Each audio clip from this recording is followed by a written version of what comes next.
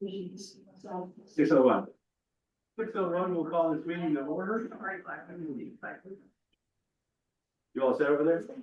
Yeah, for some reason I didn't have any, No, sweet. I didn't even agenda for that. Oh. All right, this is the March 18th, 2026 regular city council meeting. Chris has an excused absence, and I'm not sure where Susan Snow is. Everyone else here is here and accounted for. Please join me for the pledge of allegiance. I pledge allegiance to the flag of the United States of America and to the republic for which it stands, one nation, under God, indivisible, with liberty and justice for all. Okay.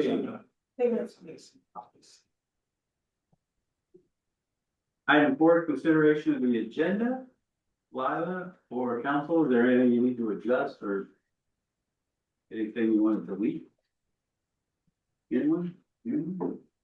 Seeing no one, a motion to approve the agenda. I'll move to approve the agenda. Thank you. You might want to second that? Second. Thank you, Rich. All those in favor? Aye. All right, that's unanimous. Item 5 is consideration of the consent agenda. All items on consent will be enacted by one motion. There's no separate discussion of these items. If the discussion is desired by anyone, asked to have it removed from the consent agenda for consideration. It includes the meeting minutes from February 18th, regular city council, meeting minutes from March 4th, city council, the bills for this session, February 1st to February 28th, receipts from February 1st to February 28th, and profit and loss by class, February 1st to February 28th, and a reconciliation. Does anybody want to pull anything for discussion? Well, I think we received a complaint at the last meeting and we've had a discussion about it. Is that going to be this evening and some other times? I had a staff report. Okay. I didn't have that. Forthcoming. Okay. But I'd like the motion to approve the consent agenda. I'll make the motion. Thank you. Second. Thank you, Duke. All those in favor? All right. Aye. Thank you. That's unanimous as well. Somebody's car's being sold. That you?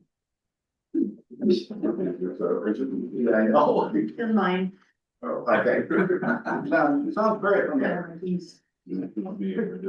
don't think my car has no one. Okay.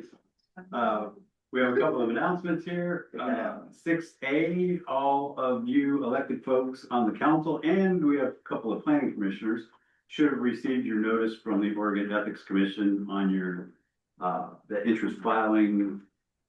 It's due April 15th, right? I think it came out March 15th. You have 30 days to do it. There is a question on there about gifts and specific to the city shirts. It's city uniform shirt and it's worth less than $50. So no matter how you view it, you can either view it as something you wear to meetings or you can view it as a gift. It's less than $50. So there's nothing to declare there. I actually nothing, and I was nervous, yeah, so I called Lila, she's like, no, they didn't cost that much, you're okay, we should be okay, and it's city stuff anyway, it's not a gift from a lobbyist or a business, so. So anyway, they are very helpful because I had a problem logging in and I called and they were super helpful, if you have any problems. And then, second, business license chapter, remember, if you have markups, send them to Lila. And as soon as she compiles all that, that would be a future agenda soon. And with that, we'll go to item 7, citizens input for anything not on tonight's agenda. Got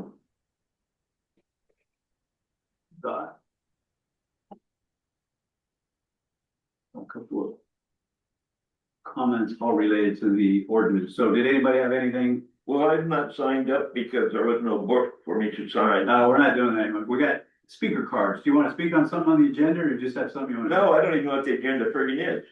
I came over to see what the hell was going on. Good to have you.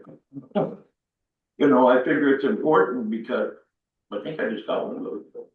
Probably. I figure it's important, but I don't really know what the hell's going on. And I have a number of complaints, of course. But the most one to me that bothers me is it appears that you guys went ahead and gave that Caldwell asshole part of Dune City. Because the property boundaries are not there. The one on the highway's gone, it doesn't say entering Dune City anymore, it's not to be found anywhere. And the one on the Canary was moved too. It's still up there, but it was moved, and so I'm real curious as to just what you guys gave away or sold. I have no idea what you're talking about. I don't either. So you guys refused that deal with the Caldwell, that real estate guy that said it was only moving a line. I was at that meeting, he said, it's only moving a line. It means nothing. So you say that Dune City didn't change that line over on Clear Lake Road and Highway 101. What I'm saying is I don't know anything about it. I don't either, and Clear Lake of 101's outside the city. Do you know anything about, the Caldwell broker guy? I don't think you were here. When that Caldwell broker guy came here and wanted the city council to move that line over there for some reason. But if you're denying that it's moved, I I'm not will, denying anything, I don't know what you're talking about. This is an action, how long ago? quite a while ago. It seems to me that you would remember that guy who was sitting in the back with his two attorneys. Because I was in an argument with, the old mayor or somebody up there. That's why I don't remember. Yeah, you weren't even here. Okay, I'm thank telling you. you the fact. That narrows it down. No, it's more than 3 years ago. So I don't know, but Well, I still would think that you would know if the city boundary had been moved, and as far as I can tell, you're saying it has not. it has not. That would have gone to planning commission as well. No, we didn't change the city boundary. Well, then the second question is what happened to our city, welcome to Dune City sign? Which one? The one on Highway 101, Still hurt. down there. Still there. I just passed it. This one over here or that one north?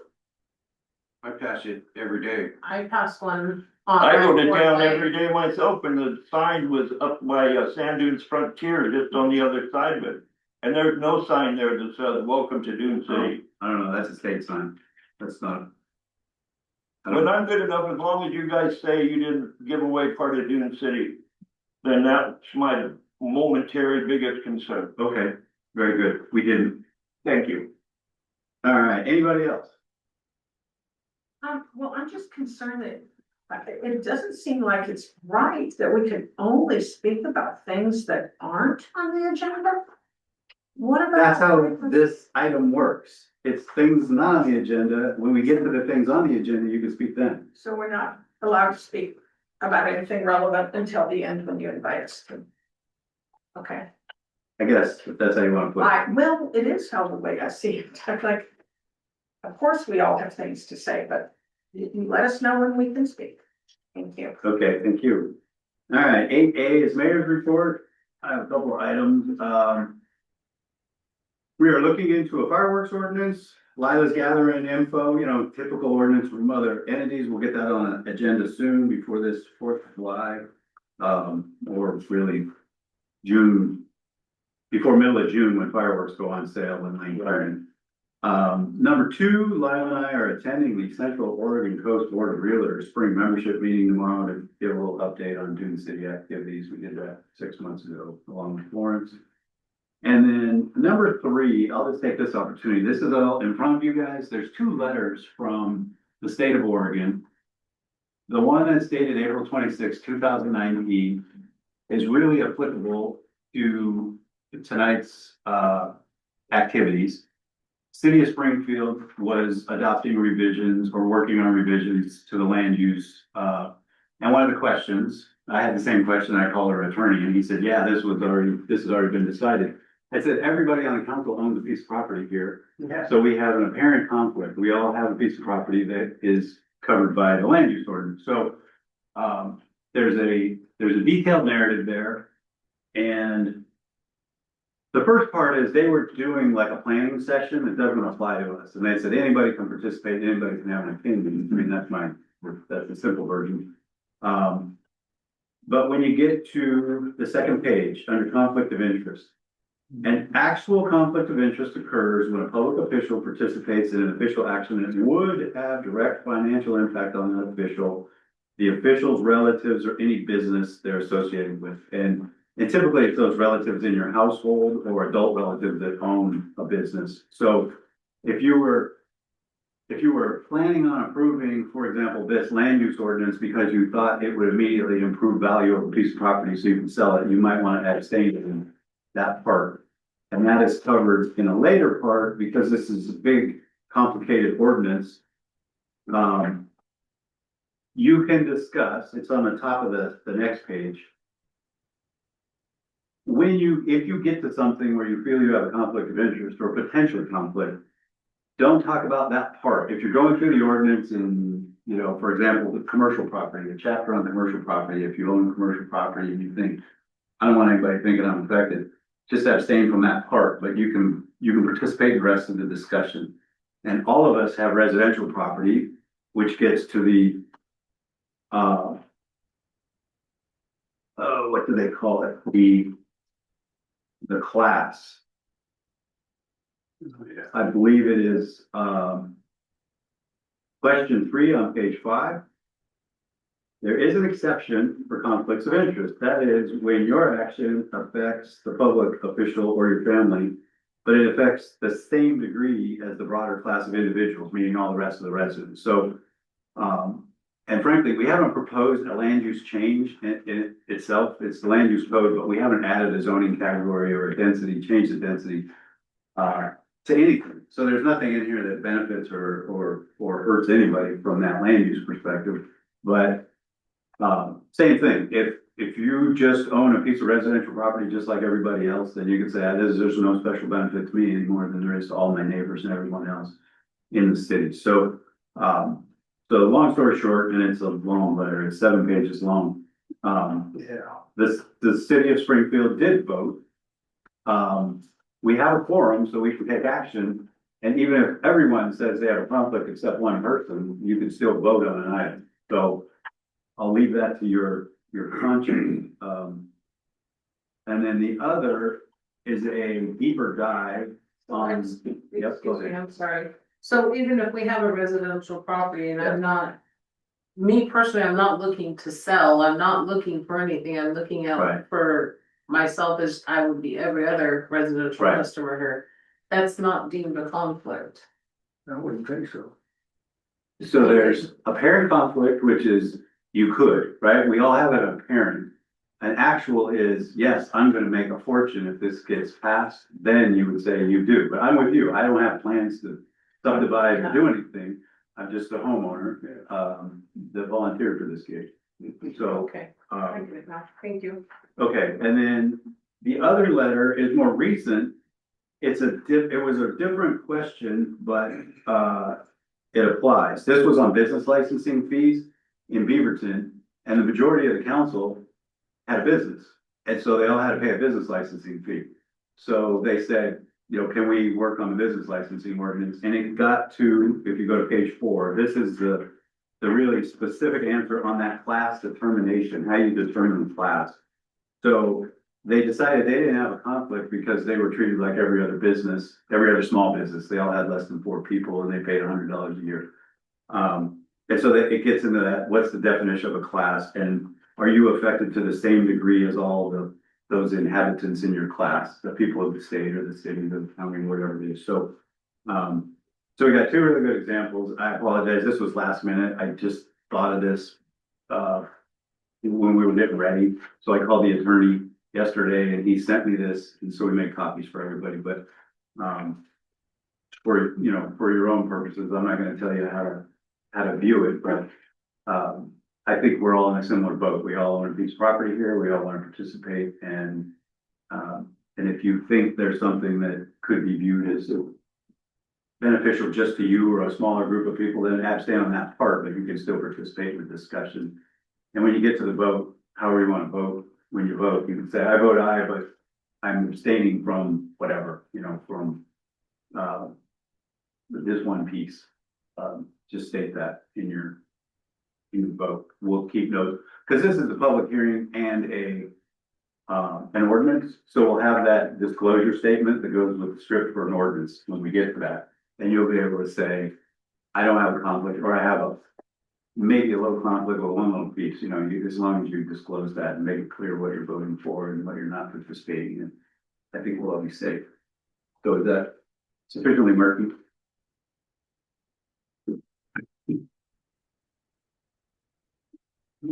Any questions? Because I probably can't answer them. I'm a mayor, not an attorney, but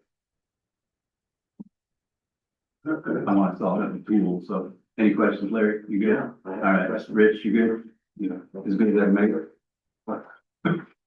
Let's, okay. All right, with that, we don't have a permit report in here, do we?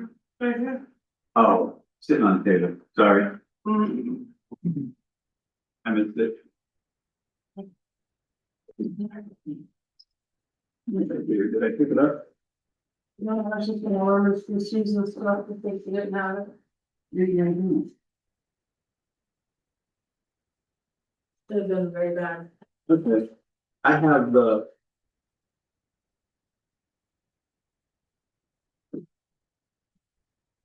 I just had the complaint. Thank you. Yeah, Took it from. So you have- back. thank you. So permits are in there.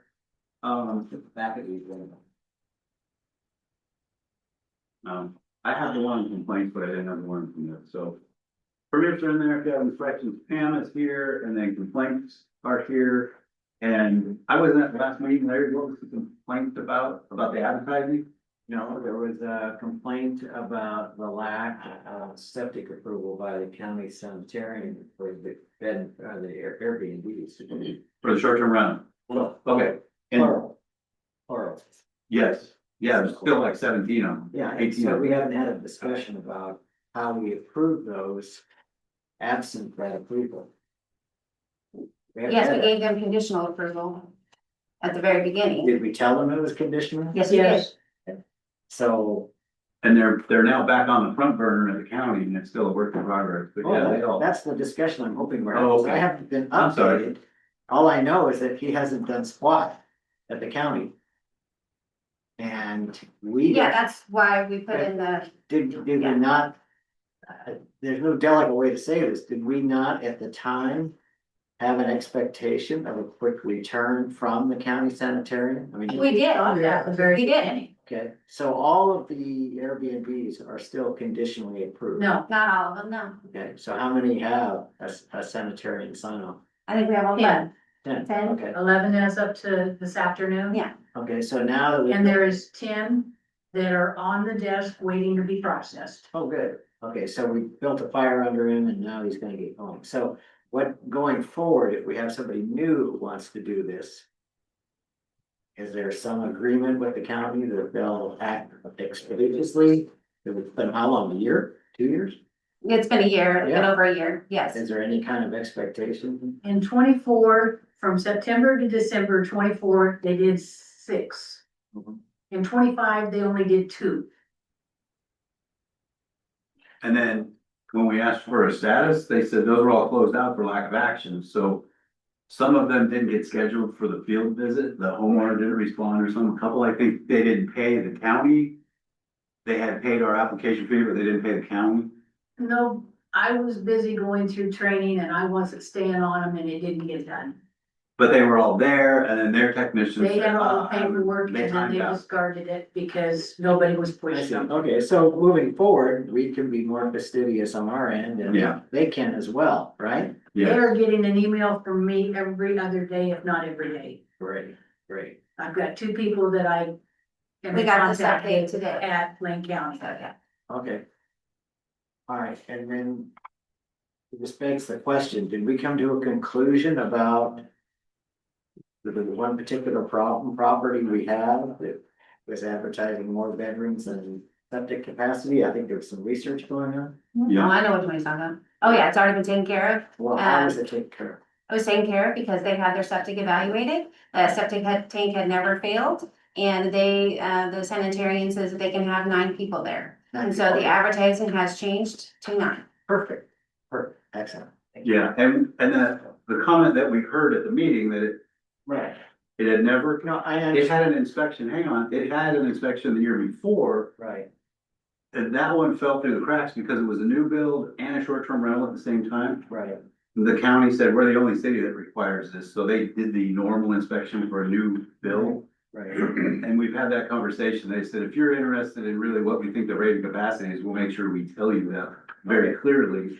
Because it's being used in the advertising, and it was a misunderstanding, at one point it was 14, and then it was 10. And then it We was, brought it it down should be to 10. 8, now it's 9, no, so. very good, excellent. That piece of property is on an ATT system, which is done every single year anyway. Okay, It has to have a maintenance All the contract. Advantecs are, little Wokie, there's a number of spots where everything there is on an annual Done every service year. contract. that's good. So what Including we're that. expecting is that when we have new applications, It shouldn't be. right, If this was a new thing, this was new for the county too, and it just, Turns out, we didn't realize it, turns out we were an early adopter, sure, and the first one took 1 week.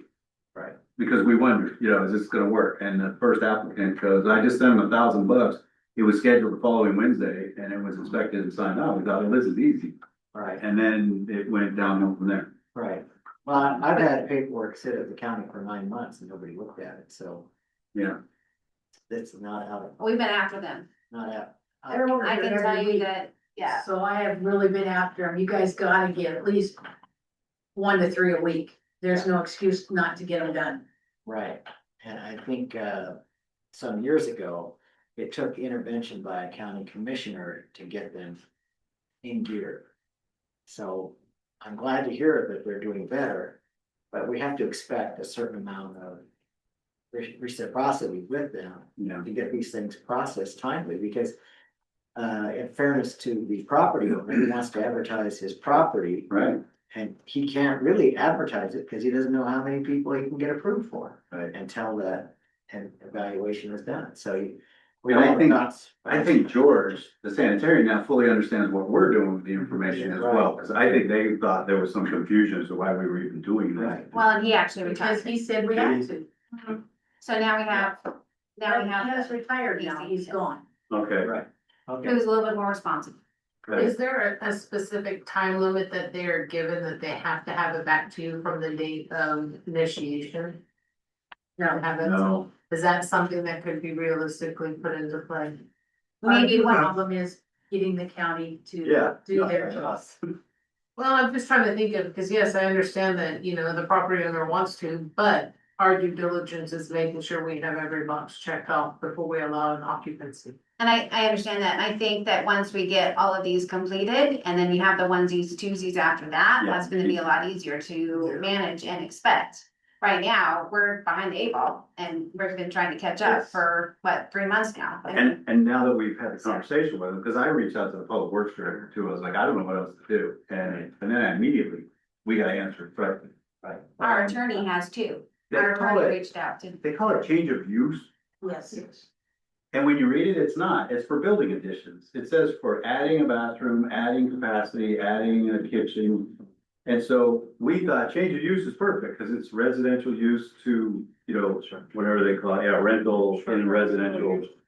And they said, well, if you read the forms, that's not really what it's for. It's for like adding a bathroom or adding a bedroom and a bathroom. And that's not true in this case. So yeah, I think some of it was confusion, like, why are they submitting these forms for an existing home that is an existing approved septic? Yeah. And now they understand, they're going out and eyeballing it to make sure it's, up to speed. And the one on Russell, it was a brand new build, they had just inspected it, so they were top flat footed, they didn't even know why they had both forms. So I have 2 more questions about Okay. this. So the other question I had is, we were having a conversation that if you have a commercial zoning, as Darlings has, as the Seaplane people do. Yeah. They may have applied for a short-term rental permit, but didn't need it. Correct. So as a result, they're exempt. And so that means we have 2 more slots.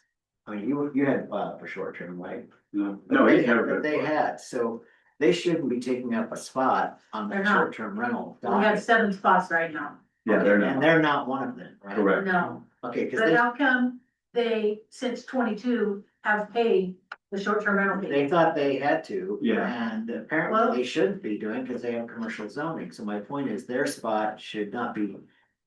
They shouldn't be taking up a spot that somebody else. They're not. They're not. Good, that's very good. And so.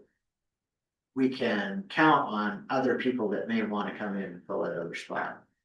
Okay. And then the third thing I wanted to ask is, we were gonna revisit enforcement enhancements on the short-term rental. And are we gonna have that conversation? Cause I think I heard something about, We're gonna revisit the whole ordinance when are we gonna do that? when we get to all this other stuff. Okay, all We're right. kind of running out of time. at Yeah, meeting. well, I think there was some discussion about not having too many close together. Yep, So what is the distance from one short-term rental to the next right now? There is. there is no Yeah, distance there is requirement. no- That'll be part of the discussion. Okay, well, I think that's badly needed. I'd like to see us. get I agree. that as quick as possible, so, thank Yeah. you. You bet. All right, anything else on report? If not, we'll jump right into the good stuff. Number 9, public hearing. Chapter 155, the land use code. Hang on a second, I have a script.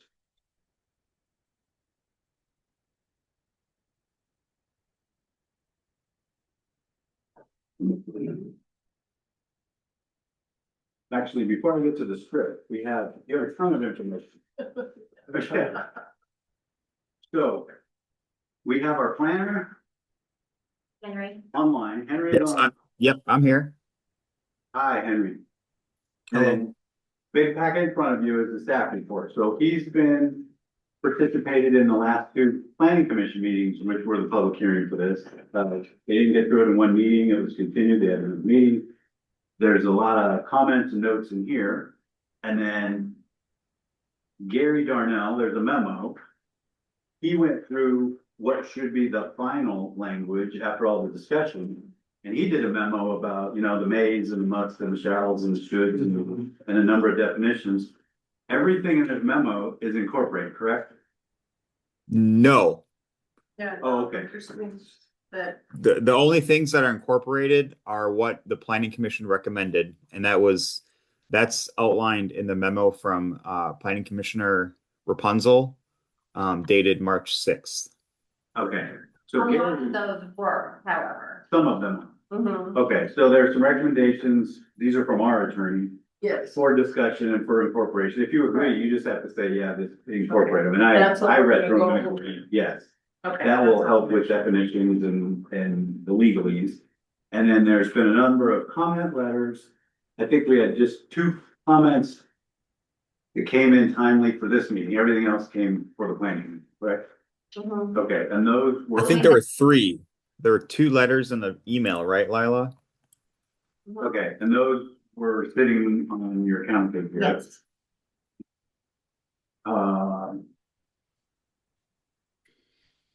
Two of Because them you are had- the same person, correct? No, well, yes, because you had, Holly had 2, right? Yeah, And then you had Geneva, which was an email, and then you had Jeannie.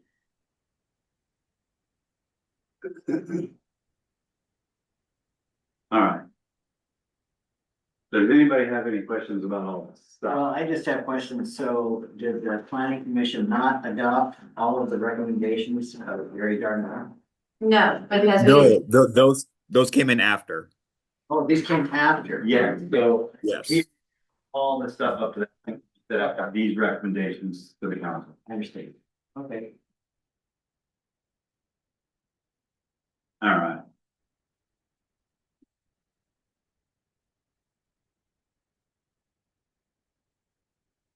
So, can I ask a question? Has the planning commission discussed the March 12 memorandum from Gary Darnell? no, No, that's to the city. council. No. Yeah, that came in after they held their meeting and passed a motion for recommendation.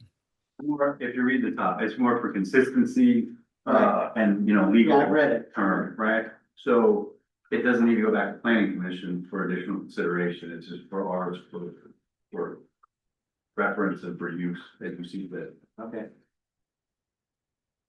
You said we had 3 or we had 4?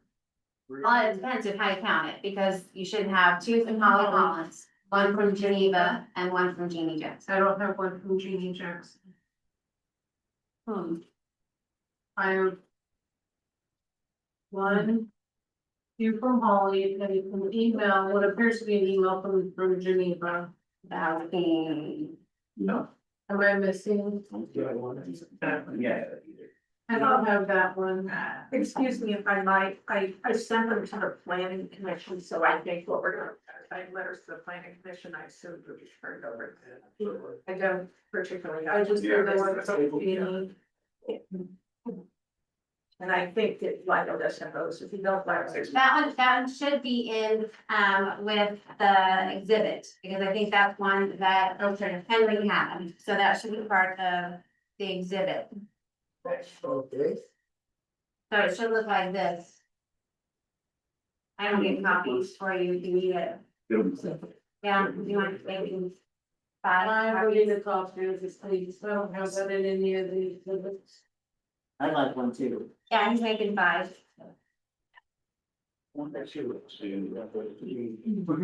Now, the email you received from Jonathan Anderson, that is going to apply as to where in regards to access and circulation about Lorraine County road codes.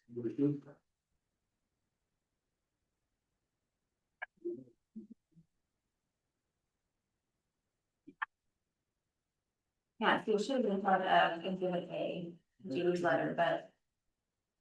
I just don't have that one.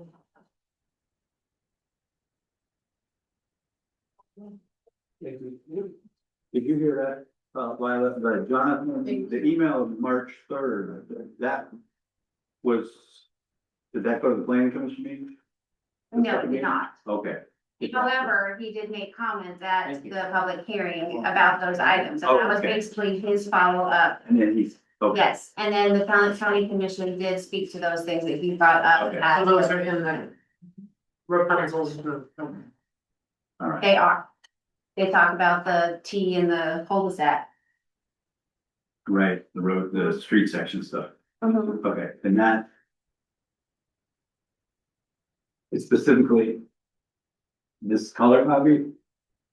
There was stuff deleted.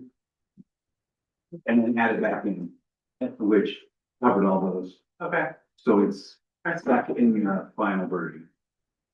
Okay. Sure. Yeah. All right. Sort of confused. Yeah. Yeah, there's a lot. Yes. A lot. Files. Yeah.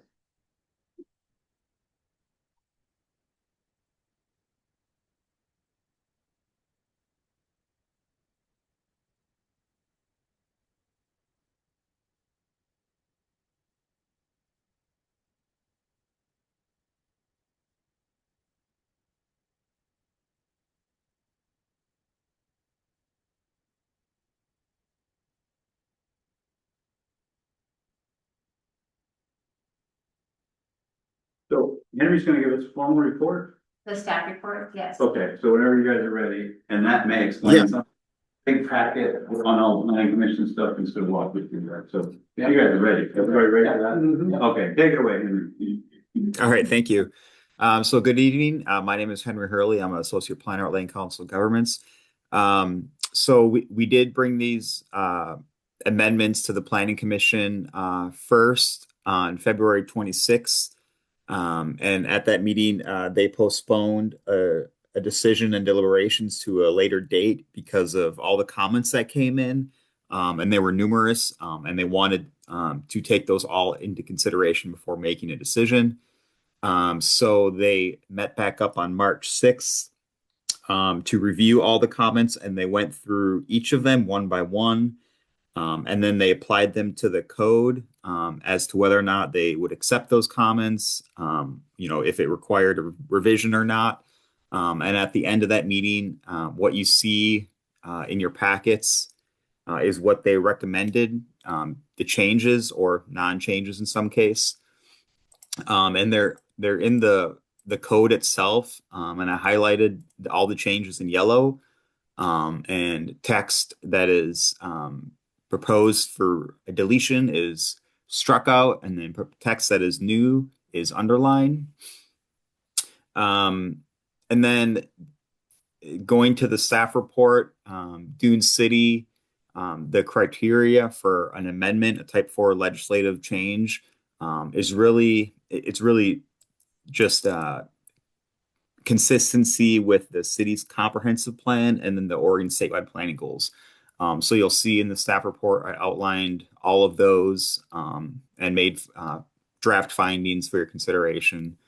There were no comments from any federal agencies that were received. We're not aware of any IGAs that are applicable here. And then at the end, you see staff's recommendation for adoption. However, maybe the city council tonight maybe takes a similar approach as the planning commission did, allow for receipt of all those comments, take them into consideration, and then return and go through them and decide whether or not, they warrant any changes. So when the city council is ready to act on the changes, it will be adopted via ordinance 275. And that will be the official act amending the chapter 155 of the development code. You should have in front of you, or Lila should have distributed all the previous comments from the planning commission and the ones that came in today. I think that's all I have. Oh, one thing I'll note, and it's quite important, when you're dealing with a legislative amendment such as this, that it impacts literally every parcel and citywide, you send Measure 56 notice, and that's an Oregon state law that was passed in the 90s. As you probably all got a little postcard, there's mandatory language that must be on there, and that's the language that we put per state law, and that just notifies the public that there are changes coming to the development code that may or may not impact their property values. And the purpose of that notice is for everyone to be aware and to come to the meetings such as they did with the planning commission and here tonight to have their voices heard. So I'll turn it back over to you. Thank you.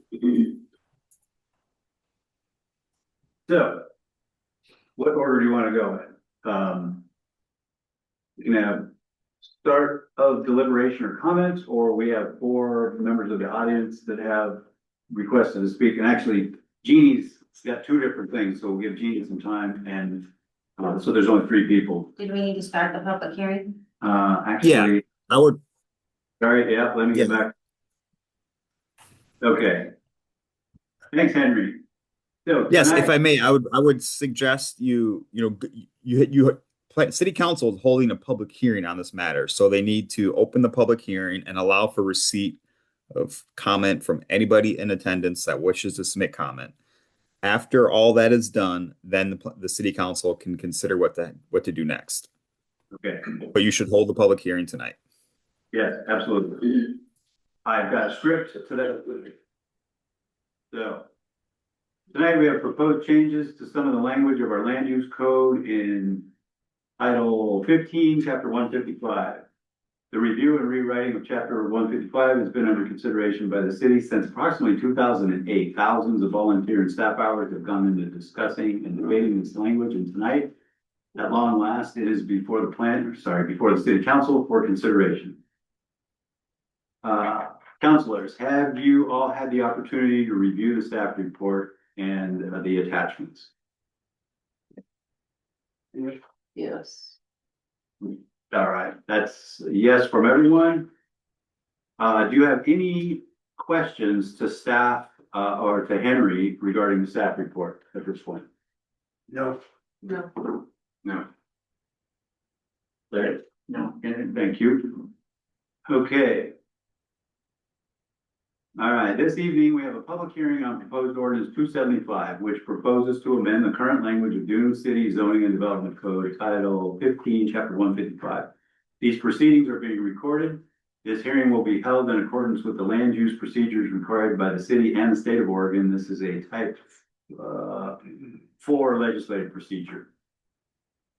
Staff will identify the applicable substantive criteria which have been listed in the staff report and the findings of fact and recommendations. These are the criteria the city must use in making its decision. All testimony and evidence must be directed towards these criteria or other criteria which you believe apply to the decision. Failure to raise an issue accompanied by statements or evidence sufficient to afford the city and parties involved an opportunity to respond to the issue would preclude an appeal to the Oregon Land Use Board of Appeals based on that issue.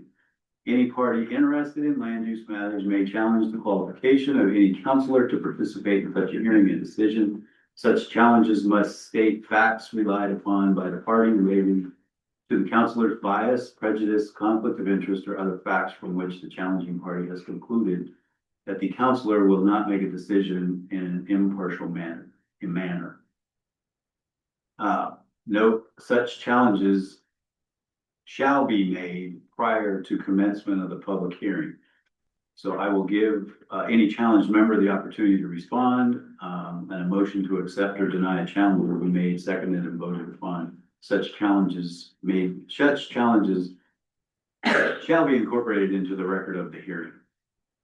So first up, does any member of the public wish to challenge a city councilor's impartiality?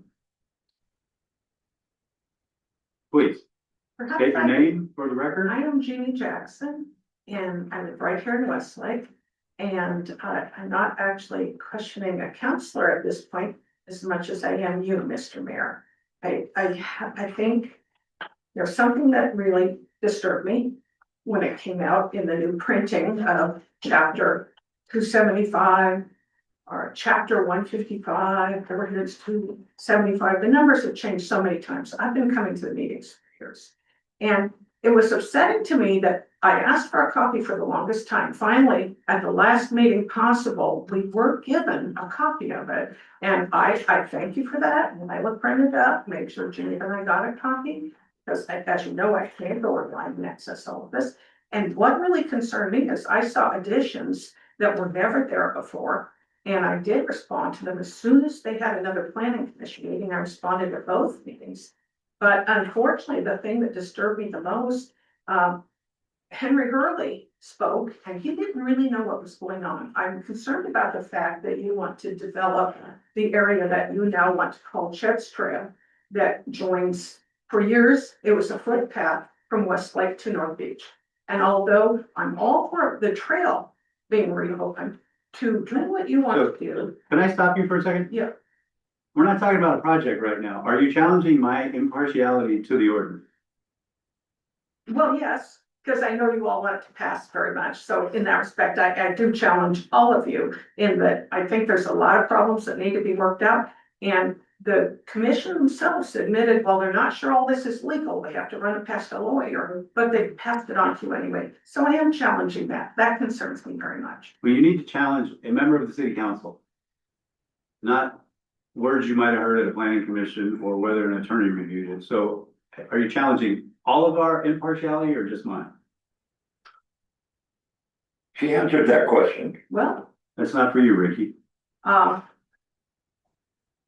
I guess if I have to point the finger somewhere, I guess it's at you, because I feel like you've really been the driving force between, for some reason, this must be done. I say yes. Okay, you can stop right there. Yeah. Thank you. It has to be done at a certain time, I happen to be the spokesperson for the city as the mayor. right? You have no idea where I stand on these issues. My job is to run the meeting and get to the agenda. This is not a discussion anymore, I know okay? what you told I need to respond to that. me. Uh-huh. I think I'm impartial. I'm not a voting member unless there's a tie. So, according to the script, I don't believe I have an impartiality issue. So, Wow. one of you needs to make a motion to decide whether I should be excused from voting or not. And I'm a tiebreaker as the mayor, so I'll leave that to the council. I make a motion to keep the mayor's ability to break a tie intact. Anybody want to second that? Second. Thank you. And we need to write that. You got that, Lila? Since that's not that typical. All those in favor? Aye. Any opposed? Thank you. Anyone else? All right. Are you refusing to accept her claim that you're not partial or impartial? Is that what I just witnessed? Yeah. I think. Why did you even bother to ask if anybody felt some of you were undeserving it? The law requires it. You can say whatever you want. No, but I didn't get to answer the question and why page 80, number 8 concerns me so much. That has been added and very slyly. Originally, there were 8 numbers and there was no reference to developing a wetland area for park purposes. I know you all very much want the grant money you will get from doing that. And you should not be you're talking about bringing in school buses full of children and turning it into a picnic area and a public park, No, bicycles. no, we're not. Can I stop you right there? We're talking about a land use That's ordinance. That's what What it says says. that? What Number that- 8, number First 8 of all, on page 8. Those are not my words. Second of all, tonight we're here to talk about the land use ordinance, which is ordinance 275. That's a land use ordinance. Title 1, chapter 155. The numbers have never changed. It's been consistent for some 20 years.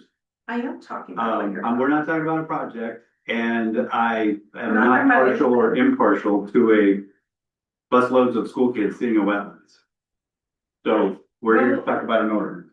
I quoted right from the document. Okay, That was what was said on number 8. The public hearing hasn't opened yet. you're here to challenge my impartiality.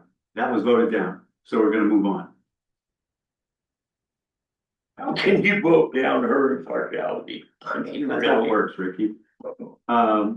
All right, next item. Does any counselor wish to declare a conflict of interest, bias, or ex parte contact? No. No. Okay. Thank you. I will now open the public hearing on ordinance number 275. It is 6:50 PM. City Recorder, have you received any written testimony to read into the record? We have the 3 letters that are attached, right? We all have those. Okay. Henry, question for you. I think this is for you. Yes, sir. My script says read letters into the record. We don't normally, I mean, our council procedures say we don't read letters. We incorporated them into the record. Do you have an issue with that? No, that's totally acceptable. Yeah, but just by, referencing as incorporated, they're in the record and you've duly received them. And we've had a short discussion about them anyway, so those are part of the record already. We've had a staff report on the documents before us tonight.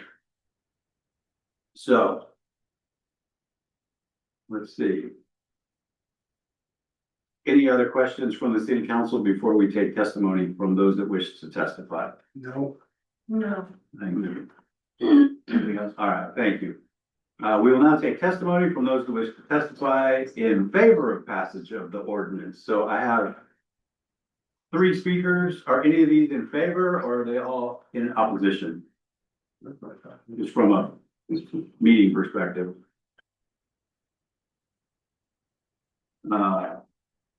Okay, seeing none.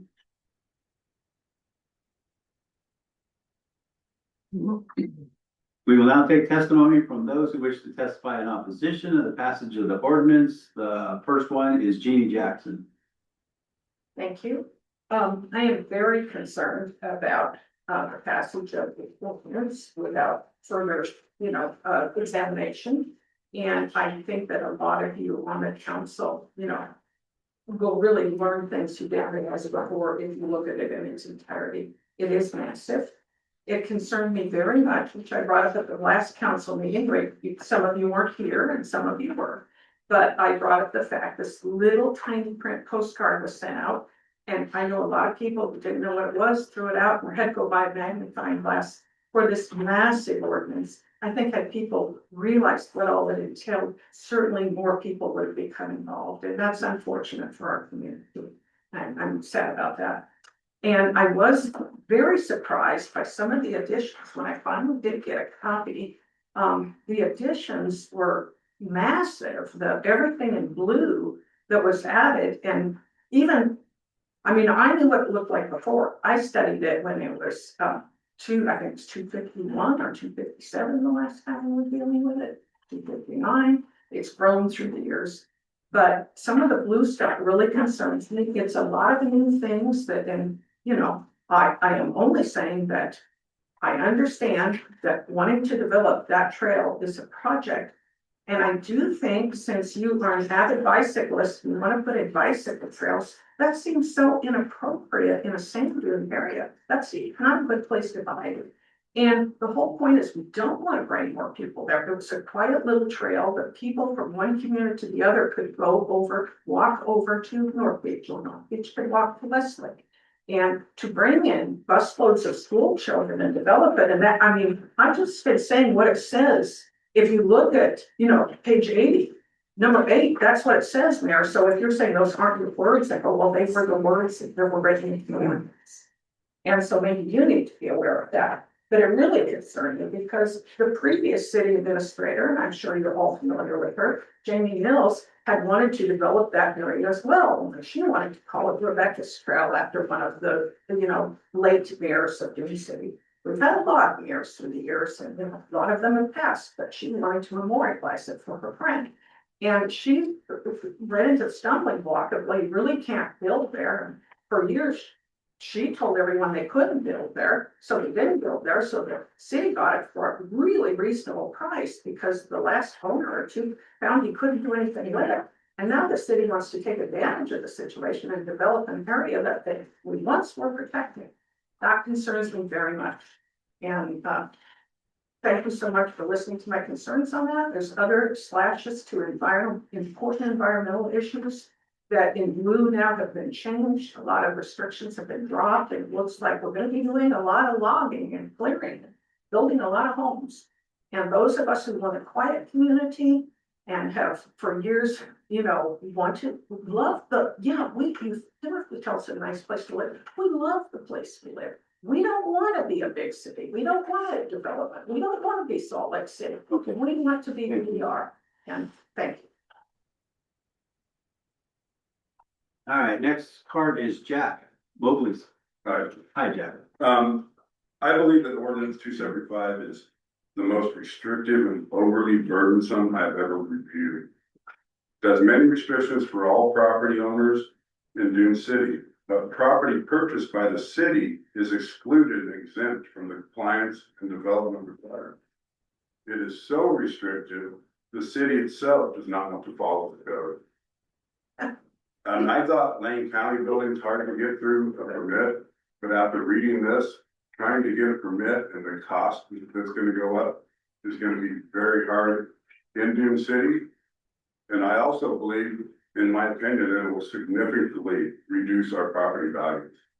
Because if a client came to me and said, hey, I'm looking at a piece of property in Dune City, I would say, you need to figure out what it's gonna cost to get this permit and the loopholes you have to go through and all this city engineer thing you have to go through, and it's gonna be a lot more expensive and a lot harder to do than it is now, and I just think it's unfair. Thank you. And I think, isn't that in our attorney's memo about the city-owned property? It's not. It is. It is No. On page 3. And it says city land is not always excluded from development requirements. Any action that has a significant land use effect is considered to be a land use decision and must be consistent with state, federal, and local land use regulations. So on that one point, we're not exempt from anything. It's in the code. Well, there's gonna be a revision from this attorney memo. Okay, because the last meeting, the guy in the little lamp up here said that, no, don't change that. At the last planning commission meeting. Okay. All right, we'll take a look at that. That is one of the comments from the attorney. I just say if you're gonna make us do it, you guys should do it too. Understood. I mean, it shouldn't be forced on us if you're not gonna apply and follow the same codes and restrictions that you're making us do. Right. All right, thank you. And then the other part I have is from Geneva, Jackson. Yeah.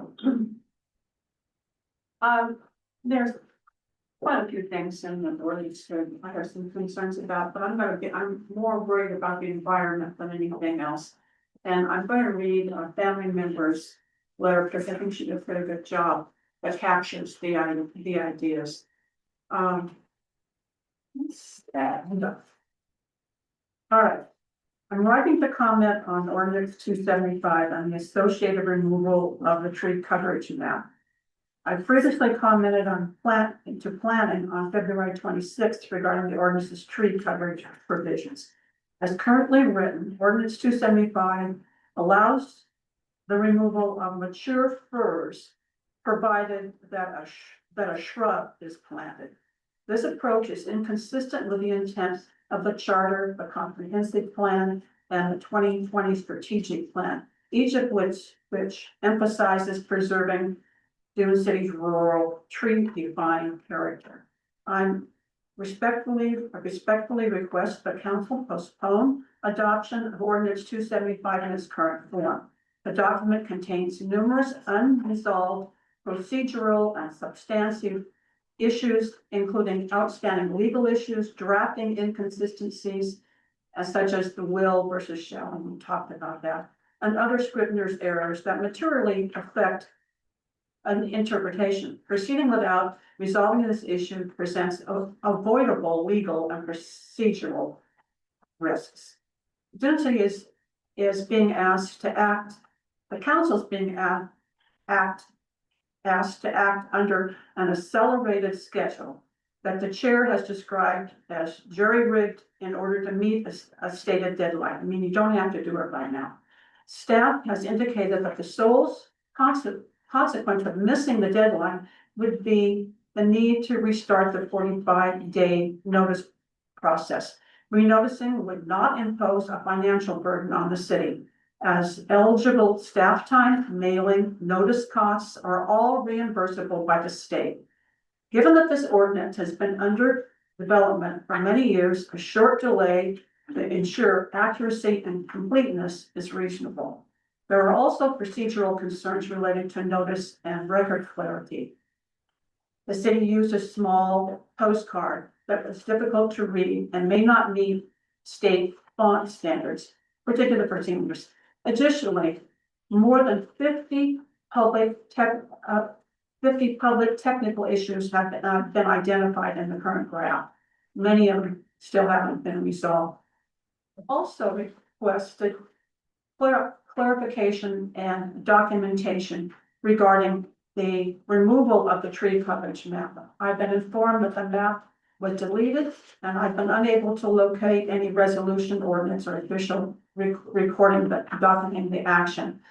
In April 2014, ordinance 275, the tree coverage map was crossed out in red rather than incorporated or removed in the same manner that other resolved issues were. I urge the council to take the time necessary to resolve these legal, procedural, and documentation issues before approving 275. Doing so will result in a clearer, stronger, and more defensible ordinance that aligns with the city's adopted policies and long-term goals. Thanks. Okay. Is there anyone else that wants to speak on the ordinance? All right. Council, do you have any specific questions for any of the people that have testified? I have a couple of comments. If I could go first. Specifically, Geneva, you read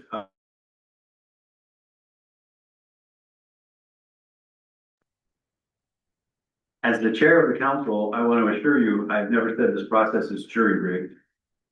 We have No, not that the was, deadline I believe that she's quoting the, or misquoting the plan commission. the chairman of the planning. Commission. Okay, so we've met all the. She listens to, All right. that's all she does is listen to the tapes. Okay. So it was said, otherwise that's why it's in there, she heard it. But that's not, Okay, let's don't rush, Can I finish? yes. So we met all our deadlines, we sent out the postcard, it complied with the state, it's the state mandated language. It's not great, but it's a requirement. This is not a rush. We advertised the date, we had a meeting, we had a subsequent meeting, and now we've had this meeting, and this meeting can last for the next 3 council meetings if that's what it takes. So we're not rushing anything, we're taking comments and trying to get to the specifics of the ordinance that need work. The idea that this is not a financial burden, this is an enormous amount of staff time. There is no reimbursement by the state for any of this work, for the postcards, for the postage, for the mailing. Go ahead. I know that Henry asked that question earlier. Henry, did you get an answer on that? No, I did not. So yes, one of the comments did mention that cities may be in reimbursed for Measure 56 notice, and that is true. So I emailed your local DLCD rep to inquire about that. While that is written into the law, like I said, it was written in the 90s. I've never really seen it play out like that. So I emailed them first to get a sense of, hey, is this something that the city can realistically seek reimbursement for? We have not heard back yet, and we just sent that email today. And our assumption is we're not getting reimbursed, but we're done. Yeah, I've never really seen a successful reimbursement for Measure 56, and cities probably don't even pursue it, maybe because of the red tape that might be involved, but I don't know. Okay. Yep. All right, thank you. And then tree coverage map there. This is an item that was part of the discussion. There is no other action because this has been going on for many, many years. So there was no action. That was a recommendation to take that map out of the existing ordinance. So we haven't taken any action. That's a misnomer there. But what you have in front of you doesn't have any other maps, but we haven't taken an action on that. The old map exists if it ever existed, because there hasn't been any action taken, if I stated that correctly. May I speak? May I tell you what my concern is? Sure. It's crossed out in red in like 3 different places. So I was told that everything in red is going to disappear. When that does, the tree coverage map disappears. Correct. But the So letter that's- states it was removed years and years ago. The recommendation in this ordinance that's been worked on for years and years shows it removed. The current ordinance, it's not removed yet. We haven't taken an action. That's the gist of the When you comment. vote on it, it'll disappear. Correct. It's a future action. I can add some clarity to that question. So I have the code up in front of me, as amended or proposed for amendment. The tree coverage map, it looks like that was proposed for deletion on November 8th, 2011. Because word tracks, who and when changed it. So that's the date that was changed. And the tree coverage map shows up in 3 different places, and it was all changed in November of 2011, so 15 years ago. Okay. But yeah, it like as we know, these are proposed, so that technically still exists right now. Exactly. That was my point. It says it was removed without any formal action. It's a recommendation. It's marked up in the draft to remove. It still exists. That's my. The action hasn't and occurred. That's what I would like to come from this. I got Do we need to, can we just keep that? I mean, I think it's a very important thing. And by passing this, does it automatically disappear? It Just would because it if could it's have been passed added? as proposed. Yes, it's not in here currently. And then I want to get back to Jack.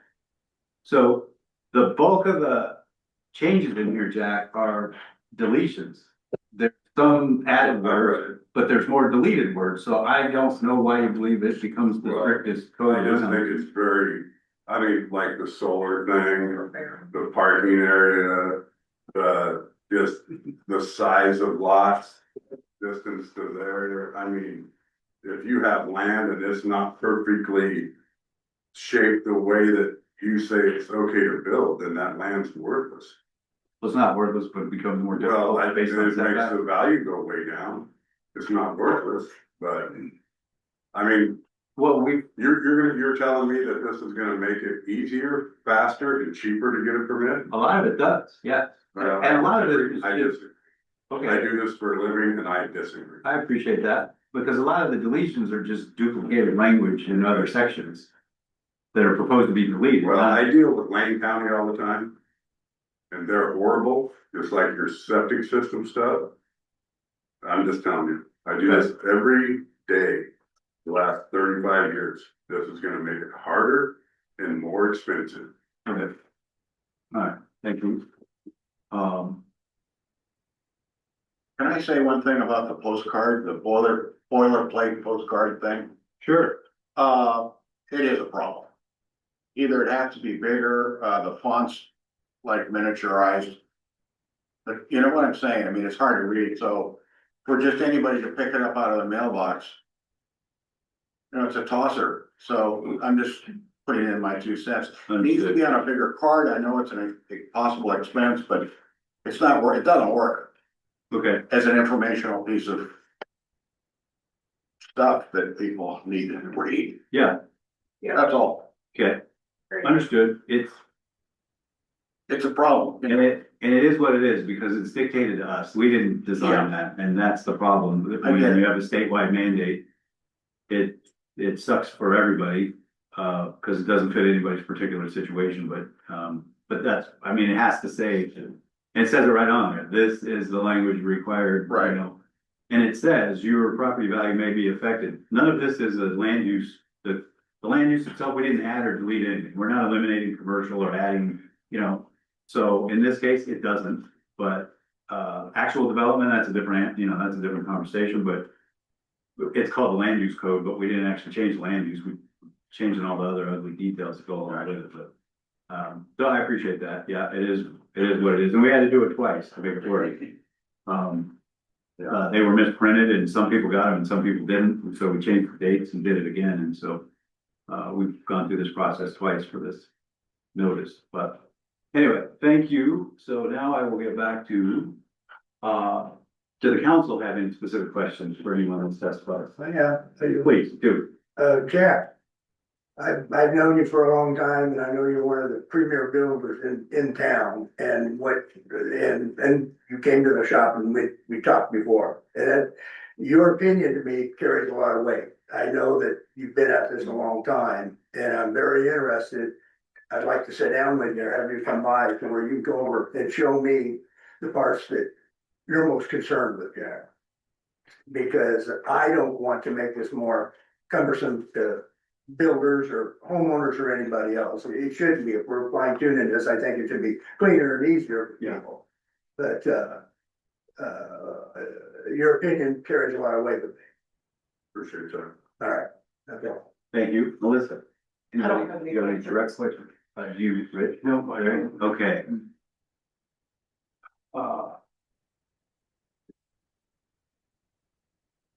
Okay. This is the bright spot in the script, dude. The city council may continue any hearing if the matter is continued to a specified place, date, and time. Do any of the councilors wish to continue this hearing for some other work? And if so, when? Because it would be here, this address of this place. I make the motion to continue this. I don't think we're at any point in time where we need to So is make the, any action. is the next meeting enough time? No, I don't believe so. I think it needs to be open for more discussion. I think there are a Well, lot hang, of. hang on, having said that, if you want more discussion, you need to continue it for 2 weeks and have more discussion. Yeah. Because if you continue it to a future date, it's assumed that you're gonna come back Let's just go. done and. I say continue it at least for 2 weeks for more discussion.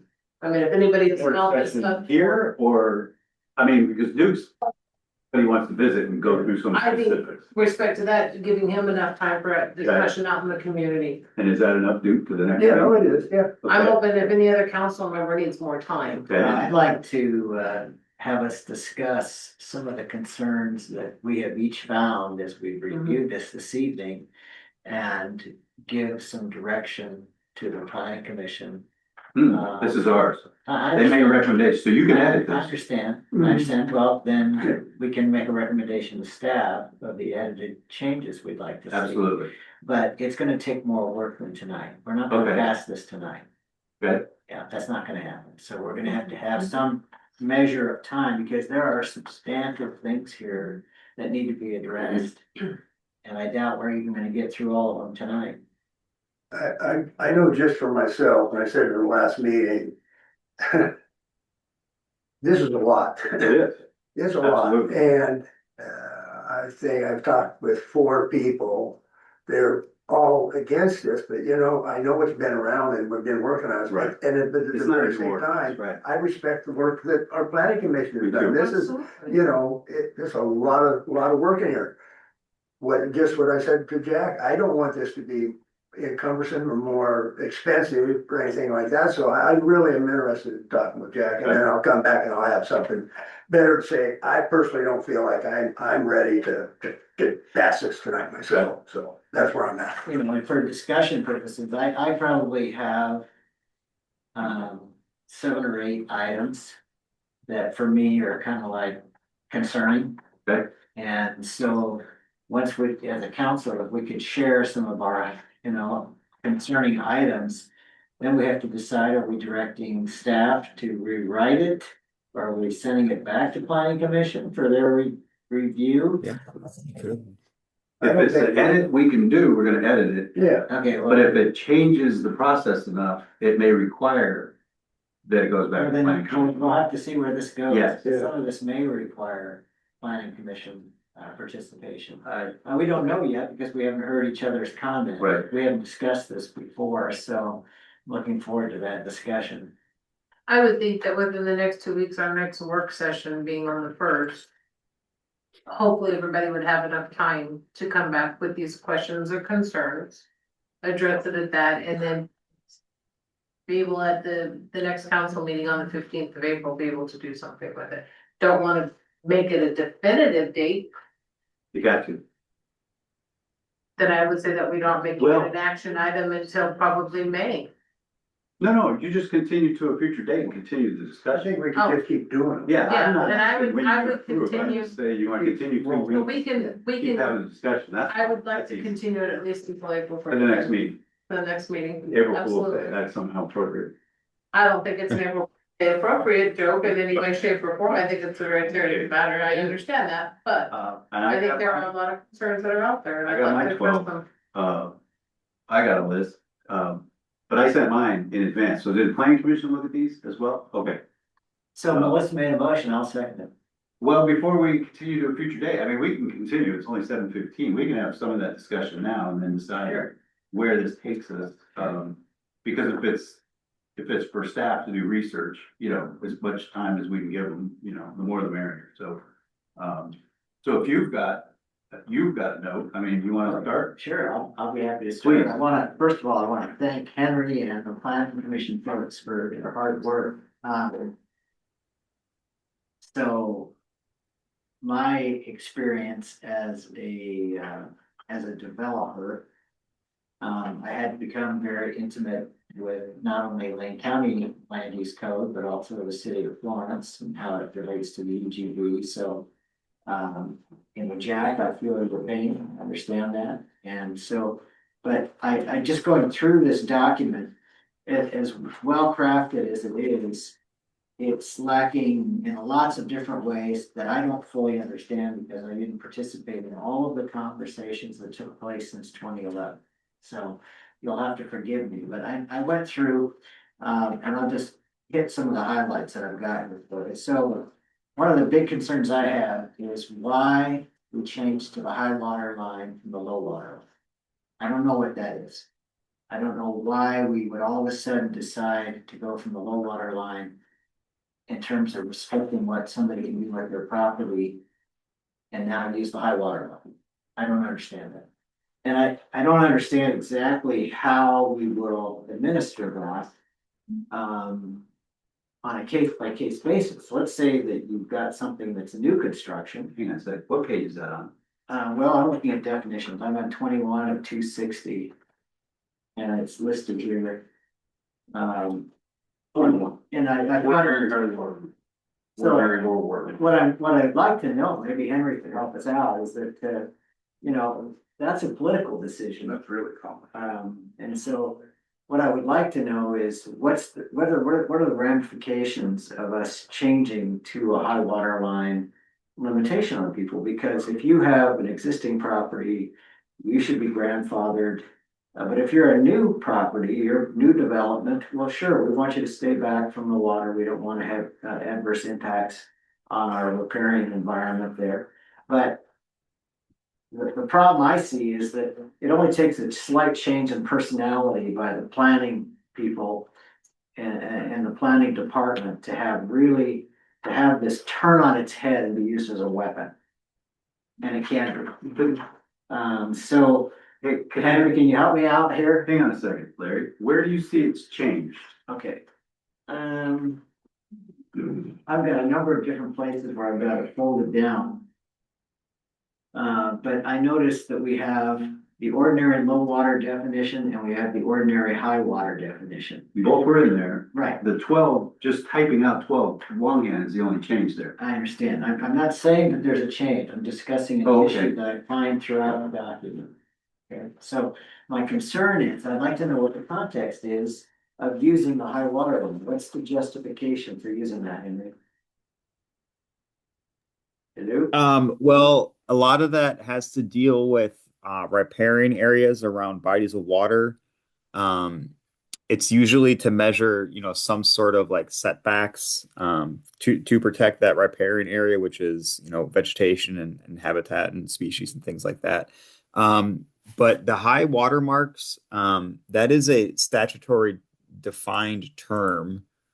And I think didn't Gary mention that in his memo?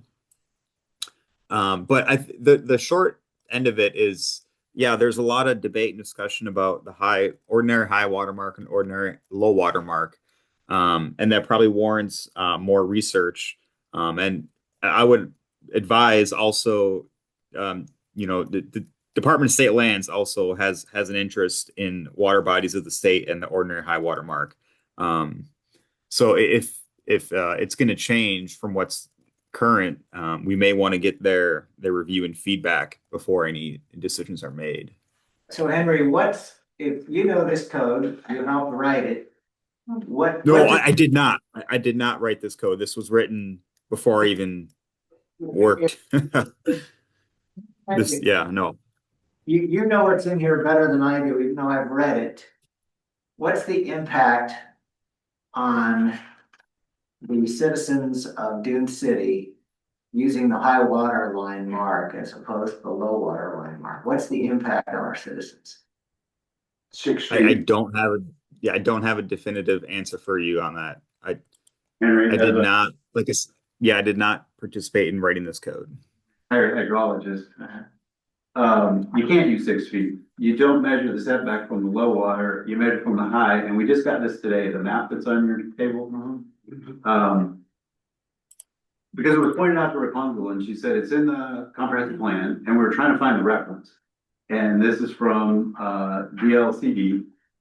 There is a published map and the level for Woking is 12 and the level Silkus is 12 and Woking is 39.8. And then there's 50-foot riparian, that's state law. So the city adopted the same many years ago. So this is what we've been doing. So the ramification from 6 to 12 is enormous, but 6 has never been used. So you never measure from the low water.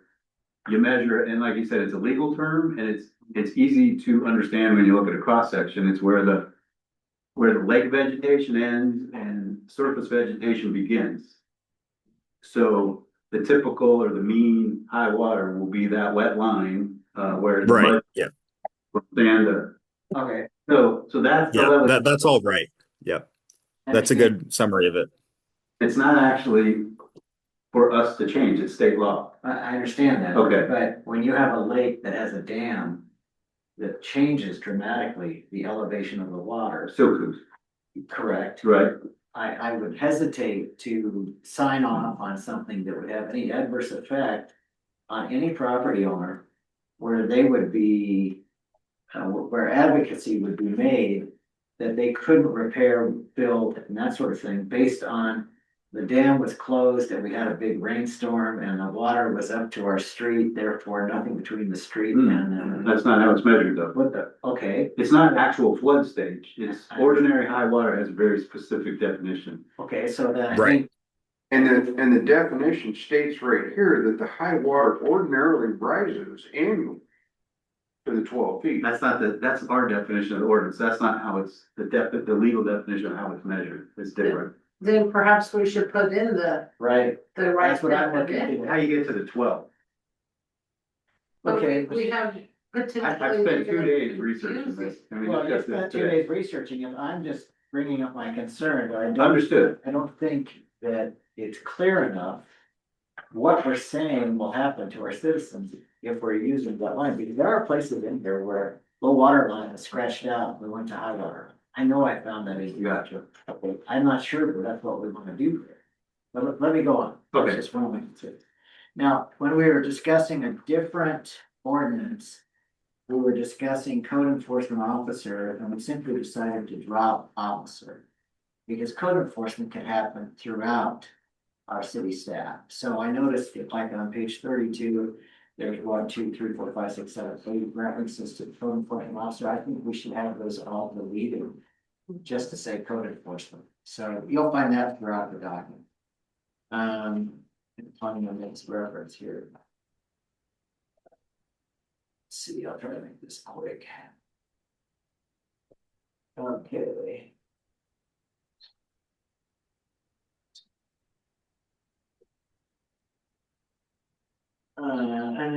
This is a little proprietary, but I think page 54, Q. Should say marinas. Seaplane and boat launching. Since we do have a legal seaplane base here in the city. That's just me. All right, Hang on a next second, page. before you go on, where is that? That's on page 54 of the community commercial zone. Use marinas, boat launching, mooring facilities, boat rental and charter services. That's also under number 6. Further down the page, so. On page 54, am I not seeing that? Right. One of them's in blue, it's in 155.2.2 community commercial zone, CC zone, 54 of 260. At least in the copy I have. It's under Maybe it's conditional. 53, uses, it's mine. and it's also I think it's 53. Yeah, mine's 1 page shorter than yours, Larry. What you're reading, right? Marinas, boat Yeah. launching. Yeah, I see it. It's cube. Yeah, as marinas, boat launching, moorage facilities, boat rentals, and charter services is under permit allowed uses. I gotcha. And what, you wanted to add what? Add seaplanes. Seaplanes. There we go. All right, Seaplanes. okay, the next page. Got it. We're talking about requirements in general about this, the size, width, shape, and orientation of building site. And it says, appropriate for the location, the land division, and for the type of development and use contemplated. That all was struck out, and simply says comply with lot requirements. So this is, I think, what Mr. Mobley was referencing. I noticed that if you look at the depth and the frontage.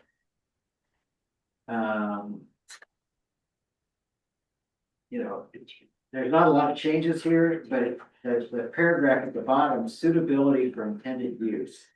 So what I'm curious to know is, let's say that a builder or an owner brings their piece of property to the city and says, you know, I got this weird duck triangle piece of property. What can I do with it? Well, sorry, land use code doesn't let you do anything with it.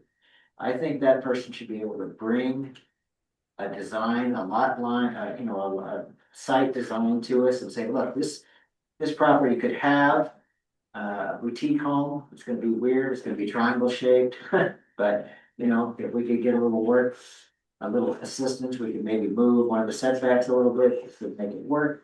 I think, I'm not sure that that's in here anywhere. It looks to me like that there's pretty specific requirements for depth, frontage, lot sidelines, that sort of thing. So that's concerning. And then on the next page, And it says for non-conforming lots and at the discretion of the planning secretary, foundations may intrude into yard setbacks no more than 1 foot. Requirements for lot area, width and coverage, yard setbacks, building height, vision clearances are set forth in the following table. Well, it seems like that's antithetical to the suggestion I just made. Anyway, next item that I have.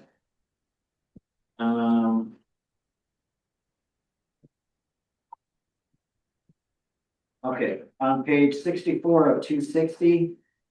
We're talking about standards for placement and measured from an ordinary high water line, a pier and boarding float or gangway shall extend into the water not more than 150 feet perpendicular to the shoreline, so on and so forth.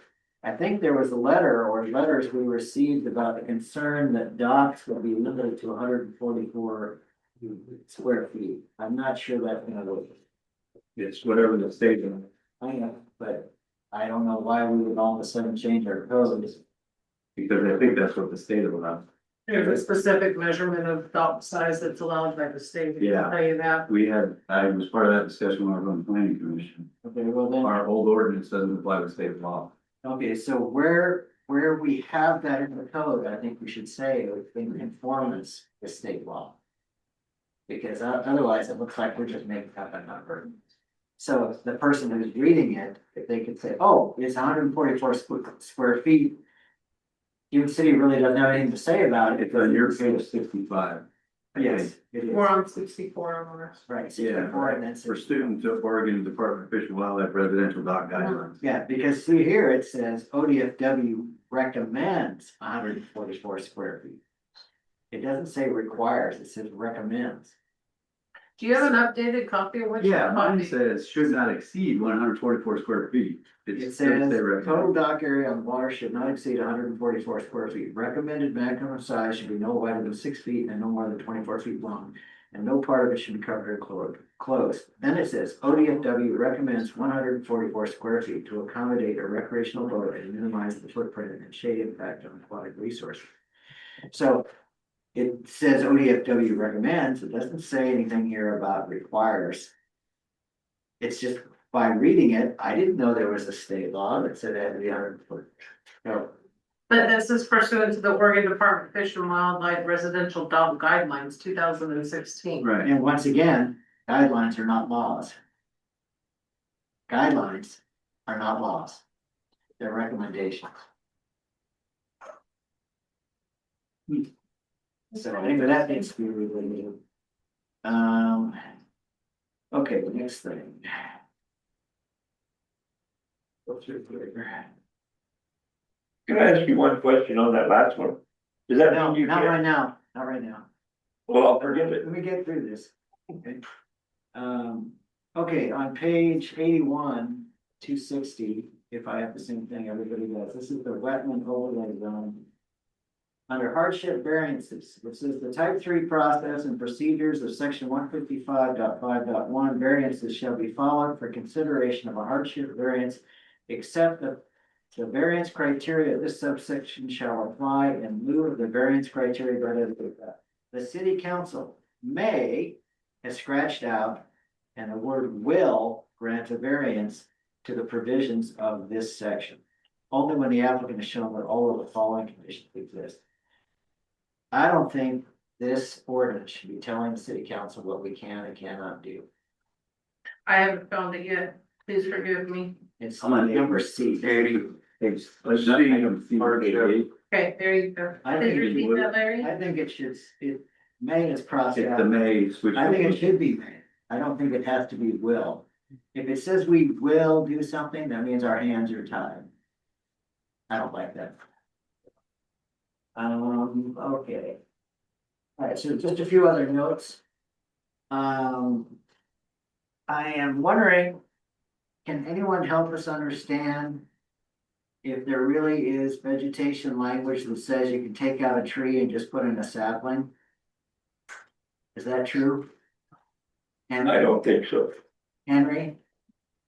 I'm not aware, I'm not aware of any language to that effect. Okay, so when somebody wrote in and said, we're concerned about the environment and the trees and If I come up with a plan to put a home on a piece of property and I wanna clear all the trees, can I clear all the trees and then just plant saplings? I mean, presumably we had a tree coverage map for a reason. What was the reason we had a tree coverage map? Well, so let's look at the tree coverage language. I looked at that maybe a half hour before we met tonight, and I'm not sure the language requires you to do anything other than submit a map. It doesn't you require to add or remove any trees if you read the language. Henry, do you know what section that's in or what page? Yeah, so tree coverage shows up 3 times in the code. So the first one is on page 174 or thereabouts. Mine might be 1 or 2 pages off. So 173, 174. It's under name and address of project designer if applicable. It's at the top of 173 and it'll be on 174 for you, I think, later. Okay. So read that. That language does nothing, honestly, other than saying, show us where the trees are.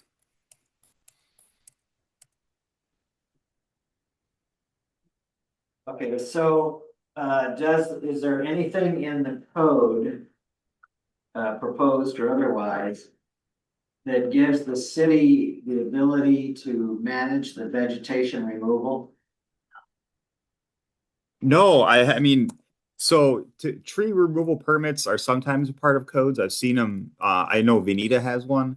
And Lila might know more, but I haven't seen any tree permit removal language.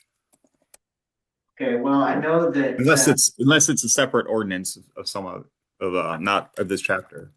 I know that Florence has vegetation protection measures in their code.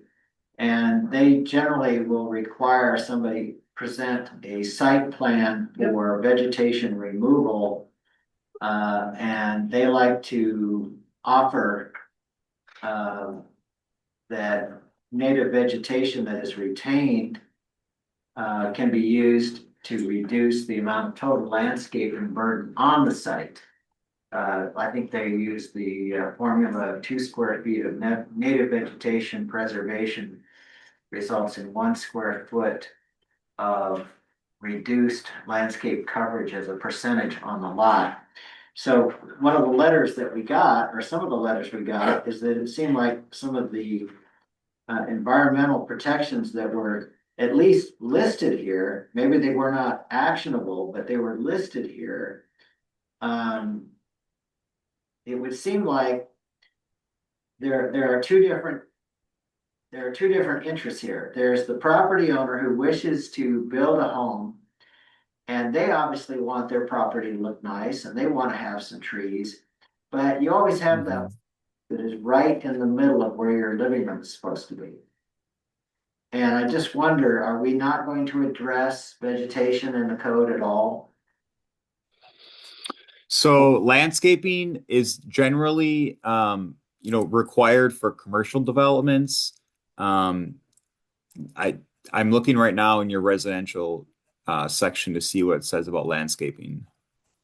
Usually landscaping is not like mandated, dictated for just a single family home. Usually HOAs say that you have to have, a landscaped lawn, but city doesn't really dictate that. And I know they don't. What I'm saying is there's a public interest in preserving the old growth trees or the large trees in our city. There's certainly an interest in doing that, but that doesn't really overrule the person who wants to site their living room where that big, even redwood is sitting. No, not unless you have a tree removal ordinance. So can I make a suggestion? Sure. I love the idea. I don't think it belongs in the land use ordinance. I think it needs to be separate because the land use has such strict rules with Oregon. That's why this is so difficult to change. Well, I know, but it is. If we adopted it as a separate ordinance. It's in the land use ordinance in Florence is the reason I bring it up. Right, and that's the reason I don't want it in here. Yeah. Because it becomes very cumbersome and difficult. Well, it's an issue because people are saying the tree coverage map that. No, Larry, I'm telling you, it is an issue, it just doesn't belong in here, we can create our own ordinance. Absent all the tiny postcards and all that, if it's not in land use. It makes it a whole lot easier to adopt a separate ordinance to talk about coverage, because the planning commission's talked about it endlessly. And at the end of the day, it's not in the ordinance, and yes, trees get cut down when new homes are built, so. I think that leaves us too vulnerable if it's not in this ordinance. Why? I just feel that way. It would be in a different ordinance that has just. I don't want another ordinance, I want this one to be comprehensive. Okay. Yeah. So the other thing that I had a question about, and this was just curiosity on my part, is there a realtor that's going to try and develop on the north side of Somerville over there by you? Somewhere in your neighborhood? I heard you. And social media was lit up about this and the access. I got a letter that, from the Yeah. neighborhood that, you know, there was going to be Yeah, a development there. there was something, people were concerned about the arterials that were gonna be used for all those homes. Right. So what my question for Henry is, where is that addressed in here? Because one of the people I think mentioned that we should, by all accounts, have some road access language that prevents people from using, you know, cheapest alternative to get to these lots, which is gonna put a lot more traffic on the smaller roads when there's a better choice. And I looked at Google Maps for this particular site plan and it made perfect sense to me, but I don't know where in here that would be. I don't know enough So about, new roads and new access comes into play when you have a subdivision proposal in front of you, Yeah, we can require traffic analysis. which you and- don't have in front of you. Subdivision. Okay, They're doing a partition. okay, They're only so, going to do a few lots right now. right. Or a Right. partition, yeah. right, so partition, subdivision, I don't really care what it's called. But how do we promote the idea that they shouldn't be using, like in this particular case, I think the person was suggesting they use Peninsula as opposed to Woheat Drive or Bright Drive to get to these lots, because that's a very convoluted way to get to Seventh Heaven Avenue when Cedar Lane and Peninsula Road are a lot closer. So is there something in this code that would help us? Well, so I would direct you to the public facility standards. That's gonna deal with your streets and your access. And if a developer, objectively meets all these criteria, then they meet them. There's not a lot you can do to deny that if they meet the criteria objectively. Who publishes the It's in criteria? here, it's 155.3.4.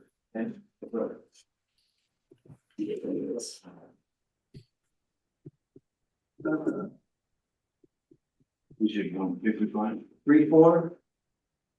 3.4, I do. I want, page 107.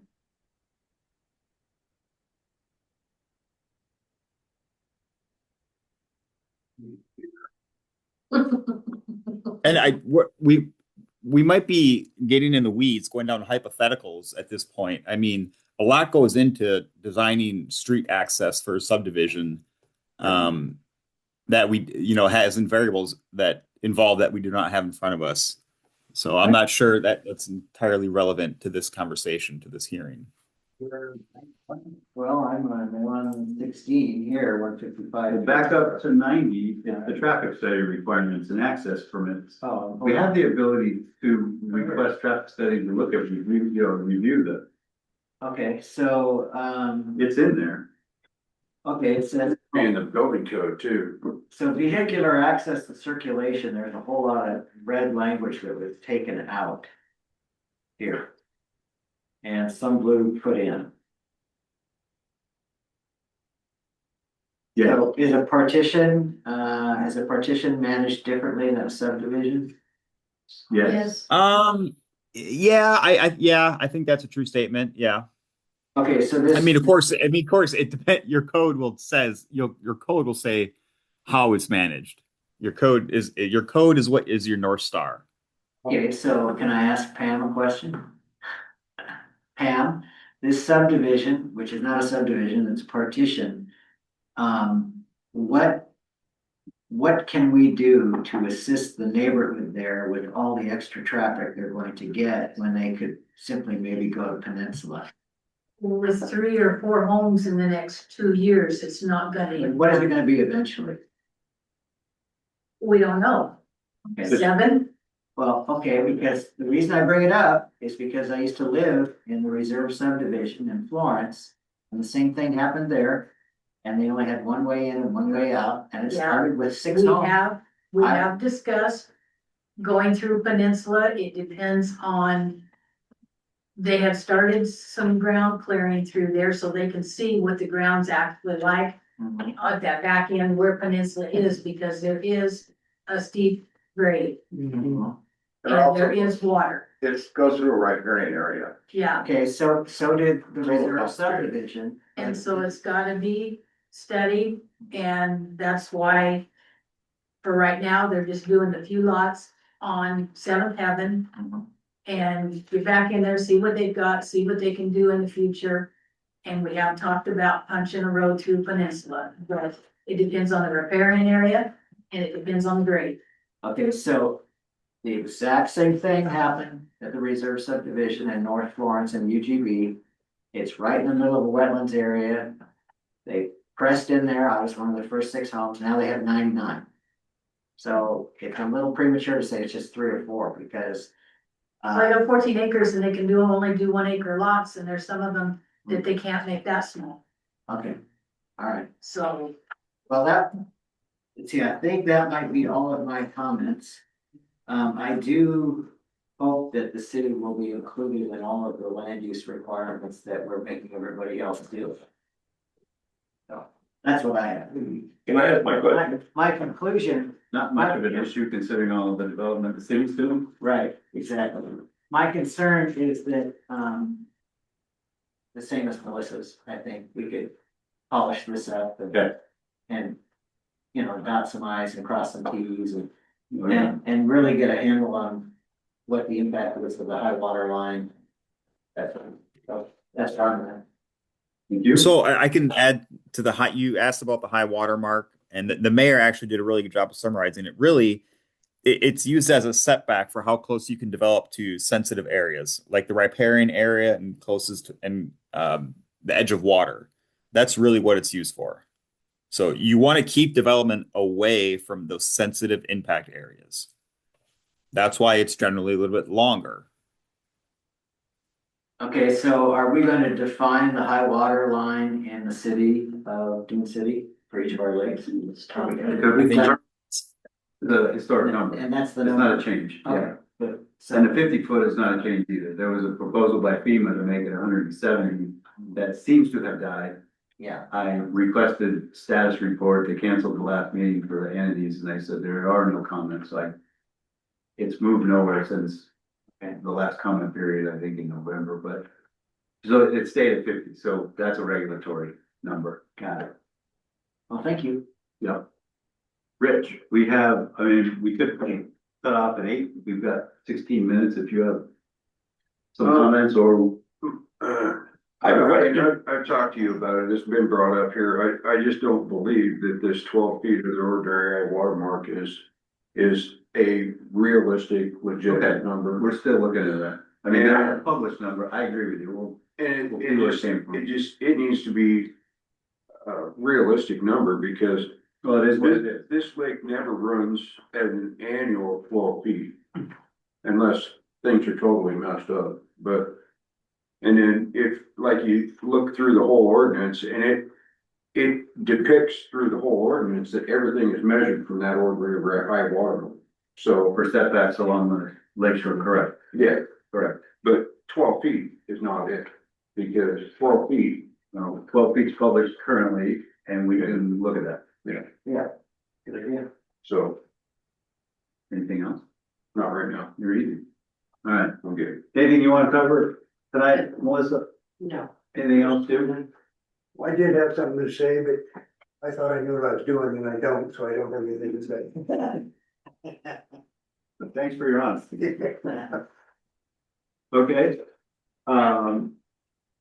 So Ricky, we're past the public comment. I'm gonna. Well, you got a comment, it's just a question. Can I? The can I question being- interject really quick? We have Henry online, Yeah, we're paying him to be here. right. Do we have any other questions for him or can we? Well, that's what I was gonna say. If Okay. it was germane to the, Yep. to that, but we're gonna continue the hearing and then we'll ask Ricky's question. And if we have to, we'll continue. Yeah, it's a real simple question. All right, hang on a second. So, because this is a formal step. We've got a motion on the floor to continue the meeting to the next council meeting. You never second on it, too. Larry. Larry seconded. Larry seconded, okay. Let's see, we have one, two,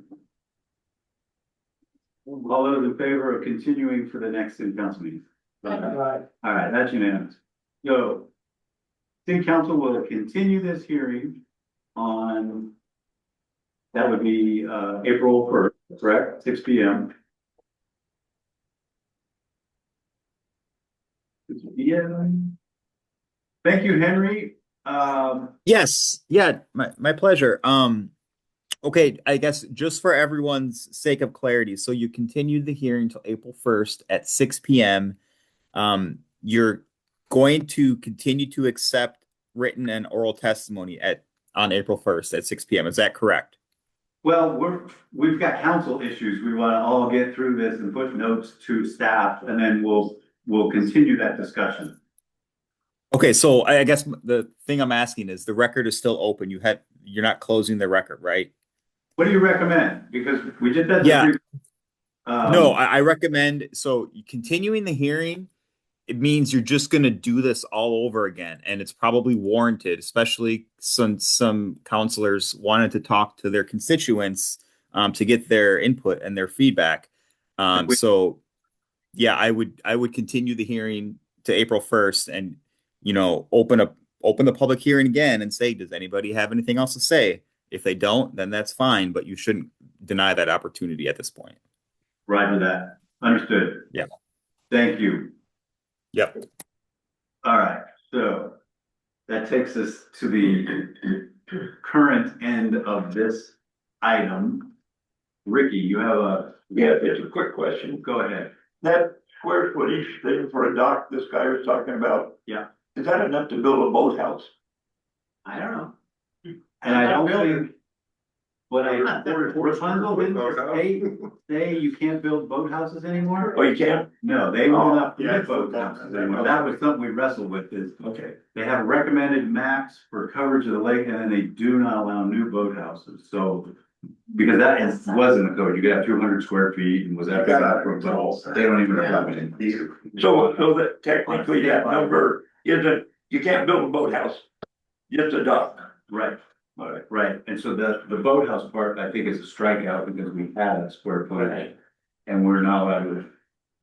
Cause you're on a lake, it's a state water, so they regulate that, So I think, I know that our council members, or perhaps, Susan will be here, Chris will be here, but Mayor, do you want us to forward our suggestions to staff? And have them come back with a revised one? Yep. So we'll have revised pages Right, for anything, which means the publication date for the first is the week before. right. So as much as you can have Delilah in the next week, I mean, we have your comments and, yeah, so we'll get as complete as we can. We'll hand those pages out and then we can, I guess we can just publish the pages with. Well, No, I have a suggestion, and this is sort of what the planning commission did, is so, yes, I understand several counselors, have, things for revisions and notes and comments that they want to have changed.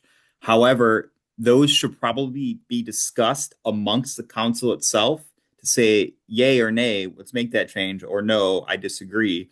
That's what the planning commission did. Otherwise, we're going to incorporate all the comments from each separate individual that may not be agreed upon. Discussion. Yeah, that's a good idea. You're right, okay. Okay, so So- bring them all, ready for discussion. Right, On the first. Yes, Copy. sounds good. So okay, can I nothing make a needs- suggestion? absolutely. Or you can send them to me, I can create a memo. So that all of the comments are on one page and then you'd be able to go through each. For easier to discuss. That's a good idea. Okay. Yeah, and then perfect. discussion here and then I'll be able to. That's a very And good. when would you want that by, Lila? Tomorrow? Yeah. Yesterday. This is always. By Monday, since I'm gonna have to post it by Wednesday, so. Yeah. I doubt I'll be able to get it to you by Monday. as soon as you can. Are you handwriting them or typing? Good question. Okay, he says full time.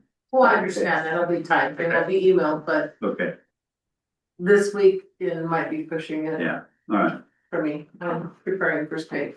gotcha. Well, get it Or before you Wednesday can. morning, We can't speak for Chris and Susan, I'm Right. sure they will have. Right. To share some. Melissa, I mean, I just need it for Wednesday unless if I don't, you can always. Yeah, we can continue the conversation either way. I have a question. But we're talking Wednesday for 2 weeks from now, so you need them by Wednesday, the 25th. To post them. Yeah. Yeah, Copy, thank you. as far as we can get, I mean, yeah. I mean, cause you're gonna post that we're having a discussion anyway, so. Yeah, At the planning commission last meeting, the lawyer was gonna look at a couple things. I Yeah. wondered what happened about that. They're in here, Yeah, he Gary did, O'Neill. he did and we did. Mhm, He did, and we put it in there. mhm. It's also online too. On the packet from tonight's. yeah, the attorney memo's in there. On the, I just want everyone to recognize that we're doing our best here. thanks. We are Yeah. really trying hard to get this right. It's taken a long time to get to this point. It is messy. It does. And I wanna remind everybody, this already exists. Yeah. And so if you don't like it, there's already an ordinance you don't like. Yeah. That is an ordinance. That, well, approved. We can do There's better. A lot of terms that are botched. We can do better. We can do better. Right, we also, we may never get to perfection, again, it's that 2008, so I promise Rapunzel will get somewhere. Yeah, And Jack, if I'll give you a copy of that memo if you want. That'd be great. I don't have that memorized. I took it back. Yeah, I loaned you mine. Should. I'm not seeing it. All right. As soon as we're done, we'll make 2 copies. Okay, back to the agenda. We have no need for an executive session. For the good of the order, Duke. I hope the citizens of Dune City see that this talk about we're in a hurry. I have never been approached by anyone or pushed by anyone to get this done in a hurry. I'm not in a hurry to get this done. I do appreciate what planning commission has done and the hard work they've done, and I think they've sent us a real good package here. We need to fine tune it just a little bit, but I think we need to get that done so we don't have to restart this whole business over again. Absolutely. Then that's my focus, just doing, I think that's our due diligence to do that, to try to talk to our constituents, get this done, so we're just not redoing this all over again. So there is no push to get this done at a certain time. Thanks. Melissa? No, Rich? I just wanna make sure that, as a city, that we get this done in the proper fashion the first time around instead of having to muddle through it like Duke just said. That's all I've done. Thank you. Larry, anything else? and I like the idea of addressing in some way the beautiful nature of our city. You know, if we need to have something in here, discuss preservation of our forests or whatever it is, waterfronts, whatever it is, it doesn't have to be recreationally based. You know, people love to hike and walk around the lake and kayak and do all the different things. You know, it'd be a shame if somebody came in and just took all the trees out and put in saplings, you know.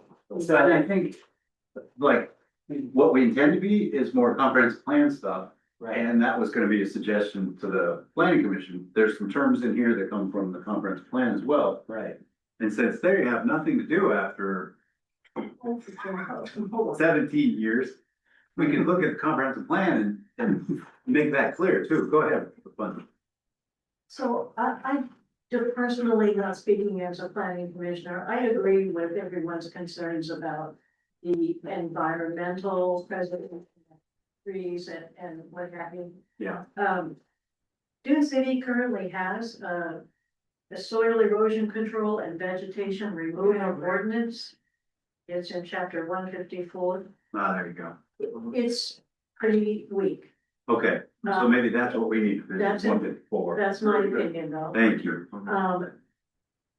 Normally, the vegetation control would be in a separate ordinance, as Mr. Hurley said, Right, so. It would be sensible, I think, to look at that, okay, and We'll put then that you on have the list. more control over right, vegetation removal, because here's what happens a lot. Even if you had a certain amount of control for the developer, once those lots are sold, right. unless there's an Right. indication in the deed or a plat, Then it's not the part of owner land can use. come in and clear cut that, Right. unless the city has some sort of ordinance limiting the amount of deforestation that can be allowed. So they're two separate things. Right. So that's my humble opinion on it. No, I love it. I agree. And having it outside this, we can be a lot more nimble on how to change it. And if you see a revision, it's So easier. is that something that should a revised ordinance come forward from planning commission? That's something we can do, just like we did with all the others. We just put that on the list of things to do, 154, and revisit that. And that doesn't require the postcards and all that. It would just be to change an ordinance in a public hearing. But then it's just work session like we normally do, and then you pick the date you want public hearing. That's a whole lot simpler. So thank you, Rapunzel. Great idea. All right, anything else? If not, I need a motion to adjourn. Good, that was weak.